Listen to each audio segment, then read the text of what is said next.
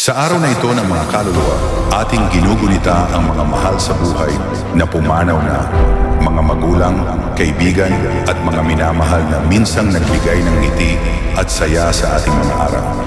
Totoo ang katahimikang iniwan nila, ngunit higit na totoo ang pag-asang dala ng ating pananampalataya. Sapagkat para sa mga nananalig kay Kristo, ang kamatayan ay hindi wakas. Ito'y pintuan tungo sa walang hanggan. Sinulatan ni Apostol Pablo ang mga taga-Tesalonica at sinabi, "Huwag kayong malungkot gaya ng mga walang pag-asa." Ipinapaalala niya na si Jesus na namatay at muling nabuhay ay babalik para sa mga natulog sa Kanya. Kapag tumunog ang trompeta, mauunang mabubuhay ang mga namatay kay Kristo at tayong mga nabubuhay pa ay makakapiling nila sa kaluwalhatian.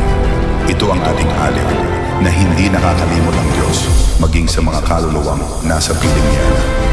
Isipin mo ang isang lugar kung saan wala ng luha, kung saan ang lahat ng dalamhati ay nagiging kagalakan, kung saan ang liwanag ng Diyos ay walang patid at ang mga kaluluwa ay tunay na nagpapahinga. Ang langit ay hindi alamat, hindi katang-isip o panaginip lamang.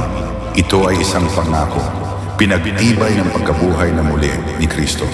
Kaya ngayon, habang tayo'y nagsisindi ng kandila at nagdarasal para sa mga yumao, hindi tayo nagluluksa gaya ng mundo. Tayo'y umaasa bilang mga anak ng muling pagkabuhay. Ang araw ng mga kaluluwa ay paalala na mamuhay tayo na may kamalayang walang hanggan. Matuto tayong magpatawad agad, magmahal ng buong puso at maglingkod ng tapat, sapagkat bawat sandali dito sa lupa ay paghahanda para sa buhay na walang hanggan. Ang ating mga mahal sa buhay na namuhay sa pananampalataya ay hindi nawawala. Sila ay buhay kay Kristo, naghihintay sa liwanag ng presensya ng Diyos. At darating ang araw na muli nating silang makikita, hindi sa panaginip, kundi sa kaluwalhatian.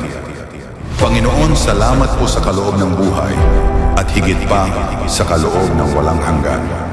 Aliwin mo ang aming mga puso, linisin ang aming mga kaluluwa, at puspusin mo kami ng pag-asang dulot ng inyong muling pagkabuhay. Naway ang mga kaluluwang tapat sa iyo ay makipahinga sa iyong kapayapaan, at ang iyong liwanag ay makiningning sa kanila magpakailanman. Amen.